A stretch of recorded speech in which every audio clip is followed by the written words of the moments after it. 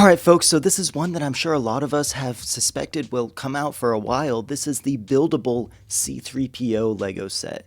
This thing, it looks like it retails for $140 in the US with 1,138 pieces.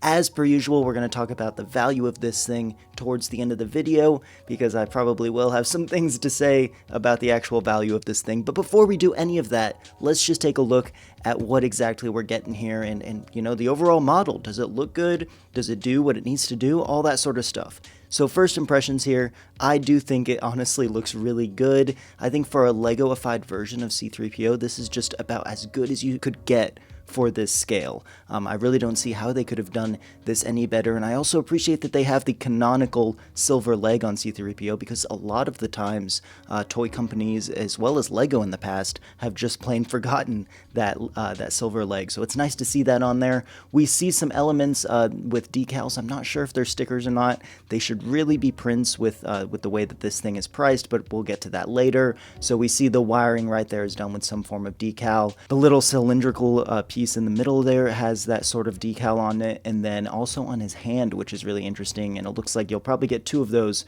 for both hands. We also, of course, get that 25 years of Star Wars plaque there, and a plaque with some information about the droid himself.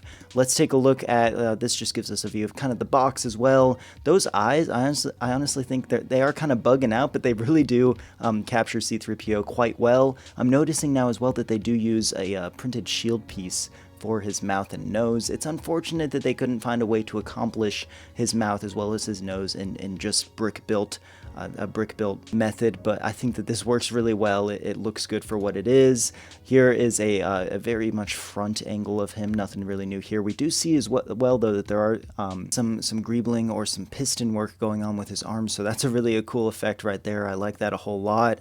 This just shows us the back of the box, which of course also shows us an image of the actual droid from the movie. Here is a picture of him next to an actual, living human being, and I must say it's about exactly the size that I thought it'd be when I first saw pictures of this. It's not bigger, it's not smaller, it's about what I thought it would be. I don't think it's anything super impressive, but for what it looks like, I think it does look really good. Of course, we get the minifigure. I'm really glad that they included a minifigure of C-3PO. It'd feel quite incomplete if they did not include that minifigure. It looks good on display though. I mean, I can definitely say that. The thing looks like what it's supposed to look like, so I think that's awesome. Let's see if we get any videos here. It looks like we get a 360 view as well as a lifestyle video. So first, let's take a look at the 360 view. I'm curious to see what the back looks like. That is good to see. The back of the droid actually, I mean, it looks good. They've got those bar pieces to kind of create that effect on the back of him. I was really worried that we were just going to see a bunch of anti-studs when we turn this around, but this thing looks good from all angles. That's really fantastic. They did a great job with the shaping of the head as well, if I must say so. I think the thing looks really good. Let's take a look at this lifestyle video. I'm not sure if it's really going to show us anything that we haven't seen as of yet, just kind of some different angles of the thing.